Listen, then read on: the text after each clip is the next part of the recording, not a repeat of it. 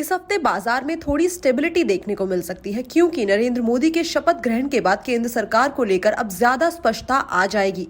Bharatiya Janata party के नेतृत्व वाली एनडीए ने सरकार बनाई है। पिछले हफ्ते सरकार को लेकर अनस्टेबिलिटी के कारण बाजार में काफी उतार चढ़ाव रहा था। एग्जिट पोल में बीजेपी को भारी बहुमत यानी कि 300 से ज्यादा सीट मिलने के अनुमान के बाद सेंसेक्स करीबन 2507 पॉइंट चढ़ के 76,468 के लेवल पे बंद हुआ था।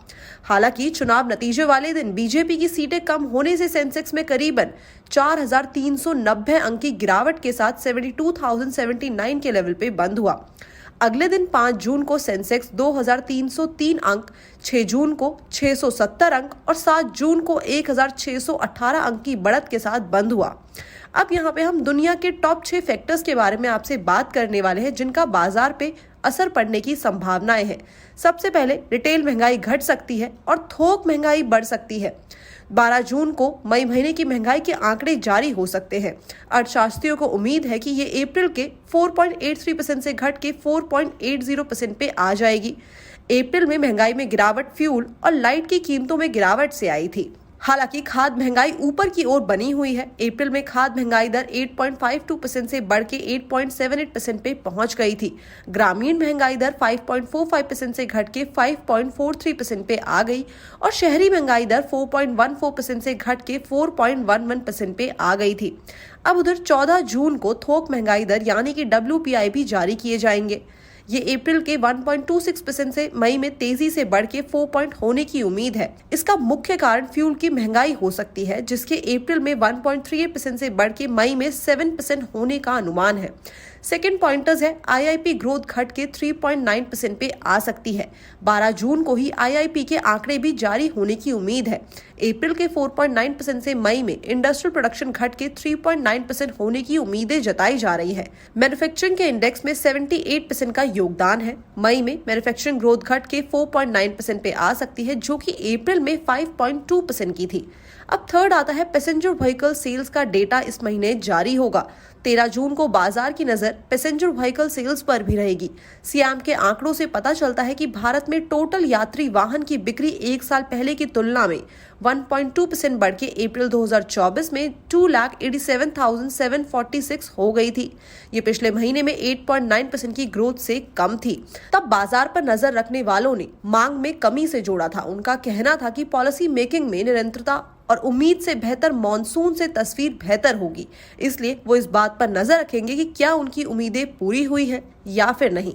चौथा पॉइंट आता है अमेरिकन ब्याज दरें और UK GDP जारी करने वाला है। फेडरल ओपन मार्केट कमेटी यानी कि FOMC की मीटिंग 11 से 12 जून के बीच होगी और US फेड 13 जून को अपने नीतिगत रुख की घोषणा करेगा। मोटे तौर पर बाजार को उम्मीद है कि केंद्र बैंक अपनी दरें 5.25% से लेकर 5.50% पे रखेगा। 10 जून को जापान अपने आर्थिक विकास के आंकड़े और इको वॉचर सर्वे जारी करेगा। फिर 11 और 12 जून को UK job report, industrial production और GDP ग्रोथ जारी करेगा और 12 जून को चीन अपना महंगाई का डेटा भी जारी करेगा। अब फिफ्थ पॉइंट आता है FII ने 16,971 करोड़ के शेयर्स पिछले हफ्ते बेचे हैं। विदेशी संस्थागत निवेशक यानी कि FIIs ने 16,971 करोड़ से ज्यादा के शेयर्स बेचे, लेकिन उन्होंने डेट सेगमेंट में 4,669 करोड़ से ज्यादा की खरीदारी की है।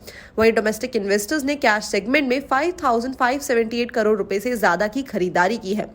आने वाले हफ्ते में फॉरेन इन्वेस्टर शेयर्स की बिकवाली जारी रख सकते हैं। 6 पॉइंट ये है कि 2 मेन बोर्ड IPO पर बाजार की नजर रहेगी।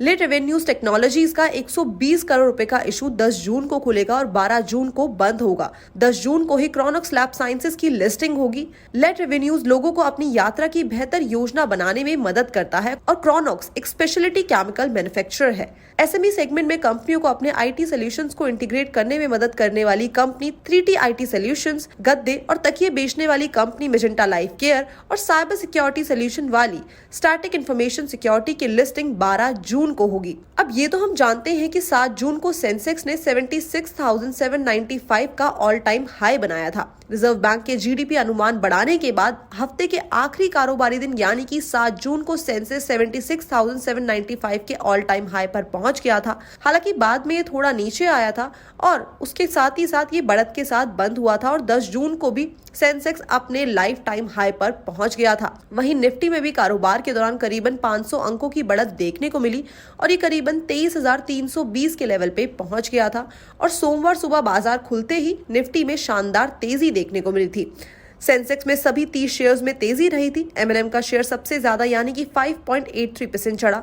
वहीं आईटी कंपनी विप्रो और टेक महिंद्रा में करीबन 5% की तेजी रही।